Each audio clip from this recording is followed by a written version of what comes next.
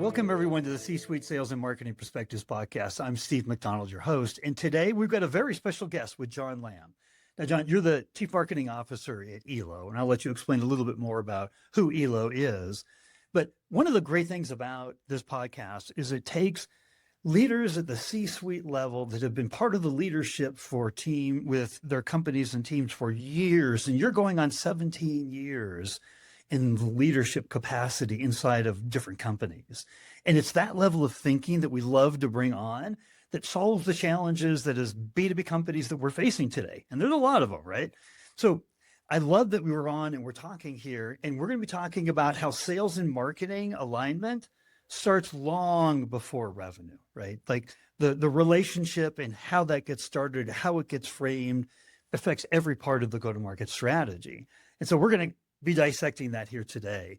But before we dive in, I would love to learn a little bit more about your background before we get started. Yeah, well, I've been here at Elo for 11 years. Elo is kind of known as a touchscreen company, although we do a lot more than just touchscreens. But we are a touchscreen company. We're kind of like, we invented the touchscreen back in 1971. For that, you're welcome. And beyond that, we haven't stopped. So when you go into your favorite fast food restaurant and you see that touchscreen self-order system, there's a good chance it's an Elo. Look on the side, the back, or the stand and see if you happen to notice our logo. You'll find us at point of sale at many different places. When you're traveling, you'll see us in airports. Every TSA check stand, I always see the Elo brand. And so you will find us in industries all around.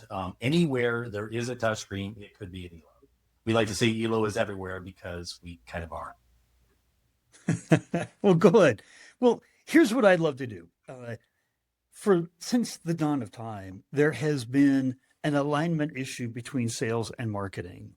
And the alignment actually goes far beyond that. The number one challenge in businesses today, specifically B2B businesses, is internal alignment. And that's not me making it up. I've asked the question of what are your two greatest challenges to creating long-term sustainable growth to over 120 B2B C-suite executives now. By far, internal alignment is named as the number one challenge. And what's good about that is that we control it. There's nobody outside telling us how do we align internally. Like it's something we have complete control over. Doesn't make it easy, right? Internal alignment, internally aligned teams have been proven a number of studies to dramatically, like 2.5 times increase in revenue. So the topic we're talking about here today, really important. I would love to just get your point of view just from the start here, specifically around sales and marketing alignment, why there is that challenge, and then just a kind of a top line on how you think about it and solving it and creating that relationship and that alignment. Yeah, it's a great question. And yeah, absolutely. Because I've been in companies where there was misalignment in that division there between sales and marketing. I personally never had it because I've always been out there with the sales folks. And you have to realize, one, it's a little bit of a respect for each other's jobs. We perform very different roles, and that's meant to be. But to be aligned is absolutely critical. And if you don't have it somewhere, you honestly need to make a change in your organization, probably at the top, on one side or the other to figure out where that misalignment is. I'm very fortunate in the fact that our head of sales happens to be just one of my really close friends. And, we didn't know each other prior to this, but we just got on from day one. And it really does help that you personally like the person, you personally respect the person, and you understand that you're each doing your roles. But it is so critical to have that alignment because when you think about what it is, if I'm marketing something that is so drastically different than what sales is saying, we problem. And so it's a matter of agreeing on the targets that you're trying to go after, because in our world, like I mentioned, there's a lot of different sectors that we focus on, right? Or that we touch, I should say, pun intended. And well, when you think about where sales is putting their effort, right? They can't be everywhere. And so we have to focus. And every once in a while, I might get told, hey, we need to push into aviation or healthcare or industrial. And our goal then is to look at that and say, okay, they're trying to put some bandwidth behind that, some effort, right? A little bit of a push over there. We've got to support that. It's interesting. I did a whole series on why do B2B CMOs fail so quickly. And thank you for bringing up the number, right? 11 years in a company here that is nowhere near the average. And the CMO has the shortest tenure in the C-suite. And the role of the CMO and what the CMO is being asked to do has dramatically changed. Right? It's not about let's create some more MQLs, right? It goes far beyond that. What is your point of view on why? What are the pressures that CMOs have today? Why do we have the shortest tenure? Like, why does the finger point a lot at us? And I guess just we'll start right there. I find a lot of people get distracted and they create distraction in long-term projects, right? So there's that thing that's going to go on and hey, in 12 to 15 months, you're going to see the result. And it's always that recurring cycle of it's in the future. People need it now. And so you've got to be able to understand how to deal with the different layers of the tree, right? Picking off the low hanging fruit, going for the mid, going for the long-term projects. They all have to work in concert. And you've got to structure your organization so that there is that immediate benefit, the ones that can help drive the immediacy, right? The sales now, the leads now, the events that are going to help our salespeople, the tools that are going to help our salespeople, sales enablement, everything of that has to be able to be done. And if you're working on long-term projects, great. Hopefully you keep those to a minimum. Upwriting a new platform, you better make sure your salesperson's even going to care about a platform. Just because you have a dashboard that makes you feel good doesn't mean that they're going to see any benefit out of that. So it's turning that to that very important, direct connection with where they're trying to apply things when you're putting them out there and arming them with all the right tools so they can close the business immediately. You know, that direct connection has so much to do with what we're both trying to accomplish, right? And there's the traditional, we're all trying to accomplish growth, revenue, additional pipeline, but sales tends to be focused because this is the way it's structured, right? With quotas and things like that. Very short term, longer term is a big aspect, right, of a CMO's job. Creating the brand. The brand Elo, right, it stands for something significant in the marketplace. And a CMO about a year and a half ago said a line that I just can't ever forget. Today's brand is tomorrow's demand, right? And that they're integrally aligned together. And the trend, as I'm talking to more and more CROs and CMOs and CEOs, is really the rise of the brand. Because today, if you're not known and trusted before the day one shortlist, you're off. You're not on, right? And you're not included. 95% of the closed deals come on from the companies that were put on that short list day one. Now, the Elo brand has an incredible stature in the marketplace, but the idea of nurturing that brand over years and decades, brands can really fail and falter, right? You have to constantly think about how you maintain that brand. That's just a different set of responsibilities from sales, right? How do you match that up in terms of, is it just different hats that you're wearing, or is it recognized by, the sales department, the CRO, the CEO? How does that balance work inside of your company? So we don't have brand is a very specific thing that everyone in my group has a responsibility for.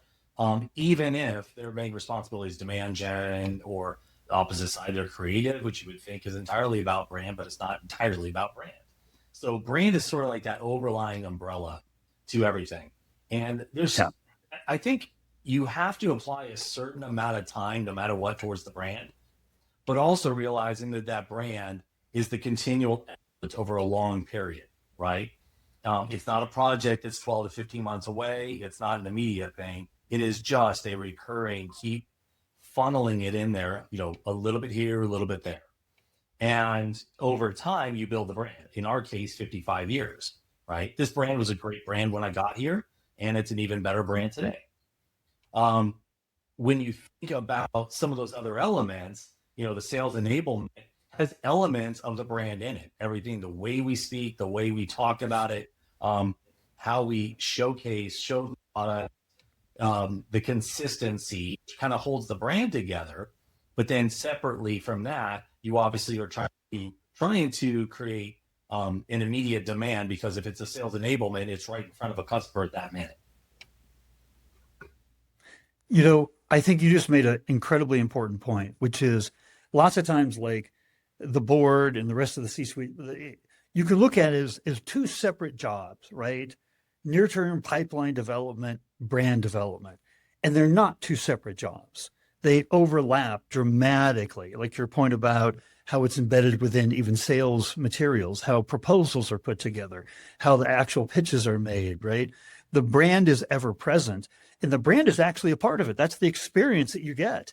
Even in contract negotiation, how you actually behave as a company is a promise of what it's going to be like to work with us, right? And trust us. And so it's really, I think, a great point is that not to think about brand just as like the thought leadership campaigns that we put out there and things like that, but how do we work every single day to make sure that it's a strong part of the entire go-to-market strategy?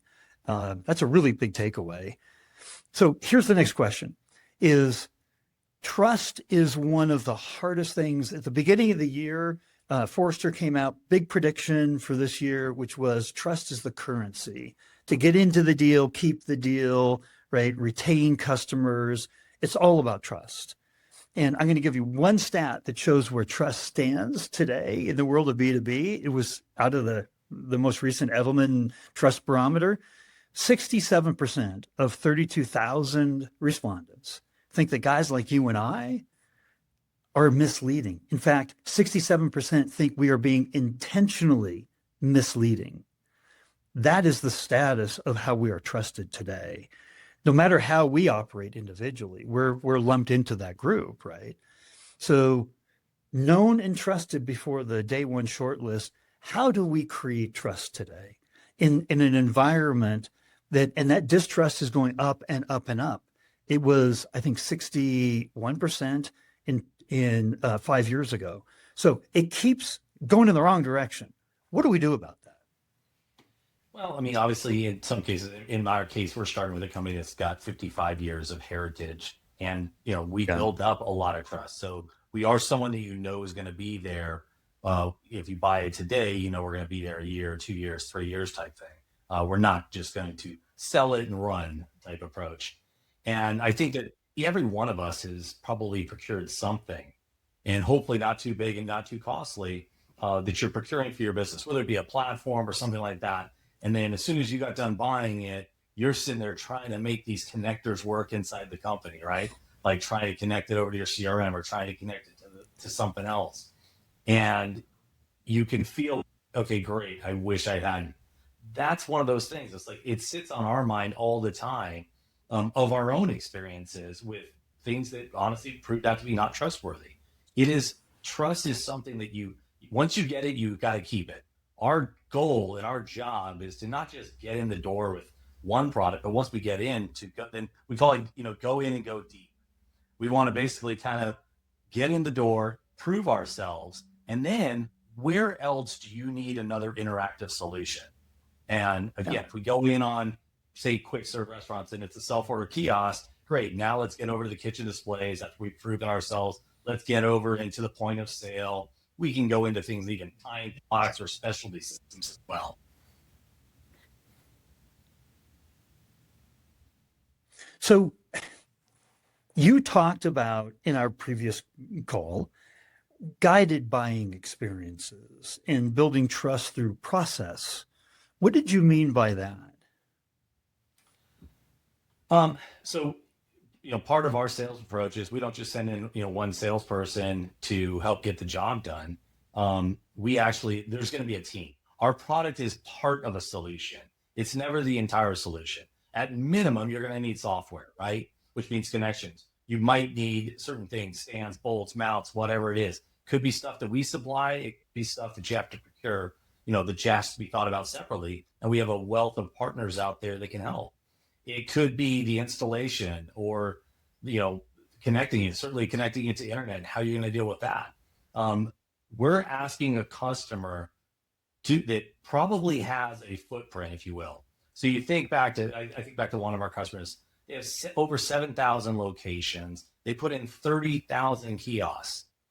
And they put them all in within 13 months. That sounds like a long time. That is an exceptionally fast run to do 7,000 locations. And when you think about what we're asking our customers to do, it's not just a salesperson that's going to go in. He's going to go armed in with a project manager. He's going to go armed in with a solution architect. The product team's going to help as well.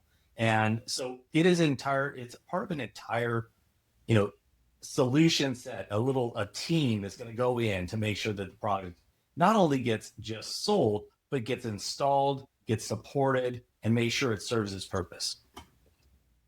It reminds me, about 2 months ago, I was talking to a chief customer officer, and he said he had just gotten off the phone the day before with his ideal customer profile, a CISO.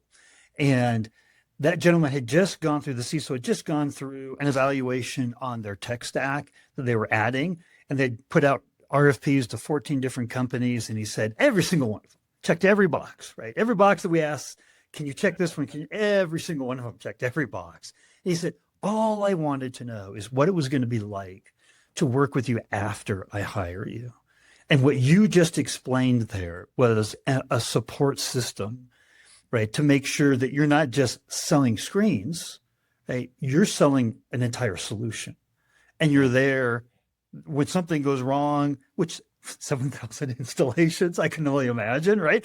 Going wrong is a part of the expectation set, like that you're there to help make things right? Even if it was a problem that wasn't totally outside of your control, but you're there as part of the solution set.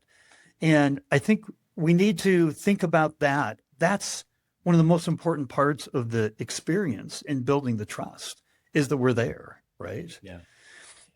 So how do you teach that internally, right? You talked about internal communication excellence, like creating customer-wide advocacy, like that kind of a solution that you bring together as a company doesn't just happen, right? I mean, that has to be very well cared for and fostered. How do you do that? Well, specific in my team, and I know it goes broader inside the whole company, but we culture of yes, right?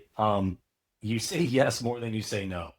If you're saying no too much, you're gonna find that there's gonna be something's gonna change, right? It could be you'll kick the CMO out, or you'll out this person, that person, or the entire company if you're the end customer, and they just keep telling you no. There's got to be a culture of yes. You've got to start with that in your mindset. You're trying to solve a problem, right? So you approach it first with, all right, how? Like, what's the problem and how do we solve it? And if you do that and you go in with that mindset, you just start automatically with, all right, let's find out what the problem is. We'll come up with a few solutions and take the fastest and easiest route to get to that solution so that we solve the problem. And you mentioned how saying yes more than no works as the head of a marketing department. Because I know as a marketing department, you get hit from all sides on, hey, can you help me with this? We need this and we need it tomorrow. And you can literally let the tactics of the requests that are coming in run your entire team. So how do you balance the say yes more than no, but still do what you need to do? Well, one, don't be a procrastinator to begin with, right? In your department, if you think about a product launch, the product launch isn't unknown to us. We see this. Product cycles to actually launch a product. I mean, we've got visibility usually at around the 18-month mark. We know it's coming. And it's never going to come earlier. It's always, that is the best case scenario, will be that date. If anything, it might go further. It's hard to build a product, right? To engineer a product, bring that out. They have the hard job. I think I have the much easier job. And so when you think about it in that terms, it's like, okay, great. So we start building our plan. Let's get it done early. Because if you're procrastinating, and this could be an event, it doesn't have to be a product line. It could be you're working a trade show or you're working something that you sponsored, right? Something that has a physical, tangible date that you can't migrate. You've got to be able to get done early so that when those fire drills come up, I don't like fire drills, but if one comes up, you got to be able to slot it in. You can't be butted up with, well, I've got all this work and it's due on Monday and it should have been done a month earlier type thing. It gives you that ability to kind of be a little bit more flexible And within reason, that's where we always try and say yes. The only requirement would be if it just is too last minute and we don't have the time, we don't have the ability, you couldn't FedEx it over there if you tried type thing. Yeah. You know, so much of what you talk about makes me think about culture and company culture and how important that is. Like how to the success of Elo, how important has the culture of the company been, and how do you as an executive, C-suite in the at the company, how do you help manage the culture and promote that culture? I think it kind of goes. It's every department is this way. We have a great leadership team, and it boils all the way down to the different layers of management, all the way down to every person's looked at as an equal. Our CEOs. I'm not in an office. I'm remote. You can see you're looking at my artwork in the back. But if you were at our Knoxville headquarters, our CEO sits in a desk no different than every other person that has a desk there. He doesn't have a fancy office, no door, no suite, no his own private, restroom or conference table. He sits in a cube just like everybody else. And it is that thing that we look at everybody is, everyone has a valid opinion. We want to listen, we want to hear from them. And we are able to, bring we just part of it is like if you ever ask me, you say, what is it you like about Elo? I'm always going to say the same answer, the people. As I mentioned earlier, the head of sales is one of my really close friends, and so close that we were actually born in the same hospital 6 months apart. I mean, that bit of irony right there, but it is absolutely fascinating just when you see these people and you're just giving hugs and high fives and whatever it takes. You like everybody, and so it gives that ability to communicate openly when you have that level of respect for people.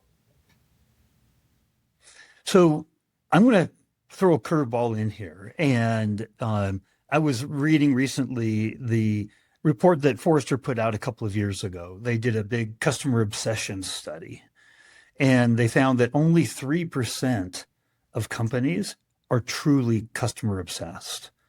Yet that's supposed to be our North Star, right? Yeah. That's what guides every decision, like what the customer needs. We have the customers who we serve.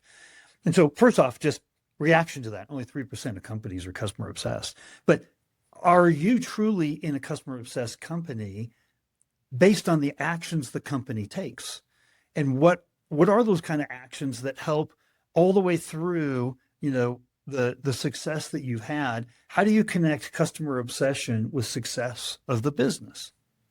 Yeah. So, I mean, our support teams that occur, so say it's already a sale that's happened, our support teams are there and we worked hard to figure it out. Our engineering will get involved. Think about the fact that a lot of things that are going to go wrong probably have something to do with more of a software approach, something that's in there. It's a complicated sale. It could be a third party peripheral. Our team will work to diagnose what that problem is. Oftentimes it's not us. Sometimes we can actually solve it even if it isn't us. But it's a matter of trying to figure out what is the problem so that we can solve it. When you talk about being customer obsessed, we sell B2B, and most B2B never gets to touch or use their own product. We do. We go out to these stores and buy stuff and use the self checkouts. We go to order a taco or a burger or a sandwich and get to use the self order. We actually do get to experience our own products. Our team is out there all the time. You'll see posts all the time on LinkedIn, X, Instagram, where our own employees are they say Elo, we say Elo is everywhere, and they'll post it up and say, yeah, I was doing this. I was just over at this museum or this, heritage site or this fast food restaurant, and look what I found. And they take a photo of it, post it up, and it's a great way because it shows the rest of us one more application. Because some of these are in, some country that I'm, haven't been to or may not go to soon. So here's a question I haven't asked. What is it that I haven't asked? Like you're the head of the marketing department. You've had an incredibly successful, run here. The company's growing. What are you doing that I haven't asked about that's important from the marketing perspective on the success of the company? Yeah, I think, first off, in a couple ways, there are a couple ways I want to answer that. And one, it is the organization and the structure of the marketing department is so critical. Properly making sure that you've identified your roles and responsibilities, and even, so that they're clear, not just inside the marketing department, but so your first line of customers, which is, your salespeople, your product people, over into customer service, as it kind of goes out. Think of marketing as the nucleus of the organization. It is the part that holds the brand. And so as it goes out, all those different people that have to come to it for various things need to know exactly who they should go to, so that it's not just a guessing game of one marketing person that they talk to and that's it. You want them, and the kind of the process is, we think of it as a DRI, direct responsible individual. So if it happens to be something in the channel, we have a channel marketing person. Happens to be somebody for events, you should certainly know who that is, right? Because you're out there at the events with that person, ask them first. And if it happens to be somebody in the creative, we've got a person in creative you can go to that's going to help traffic all the requests, so that some of our people, like the graphic designer, the art director, the 3D artist, can basically not be bombarded by these external requests, but then is able to sit there and, we can kind of put it in the flow of getting that done. I love it. It's, we, in absence of that, you could get overloaded. Yeah. Everybody, every request could rise to the top too. So what I'd love to do is we've covered so much territory here. If there was one thing that your peer community of other C-level executives that are going to be consuming this podcast, if there was one thing that you wanted them to take away from the entire conversation, what would that one thing be? Figure out how to, start by looking at what you've done right over the last year, and be very harsh and critical each year in your own group about, the money that you spent, how you spent it. Would it be better to bring a resource inside instead of just keep relying on external resources? Trying to understand that balance and think about it. Look at your own department from a different perspective, the perspective of the salesperson, the perspective of the CEO, the perspective of the CFO, as I mentioned with the budget. Always thinking that you have to ask for more, or not expecting that there's going to be cuts. Look, grow the business, and you'll find that the money follows. But if it slows down, they've got to look somewhere, and it's got to be the scenario that you're either helping grow the business, or people start looking at it as a harvest thing, right? And you need growth. That's the number one. And to do that, you have to be aligned with your salespeople. You have to be aligned with finance and product and the customer service and operations and everybody. Well, I got to tell you, I talk to a lot of executives, and the goal here is to bring together different perspectives, different insights, different backgrounds, different industries. But what can we all learn from each other? And if we do, that's what I call the rising tide, right? That lifts all boats. And I just wanted to say thank you. Thank you for coming on and sharing and being an important part of that rising tide. Well, thanks for having me. This has been fun.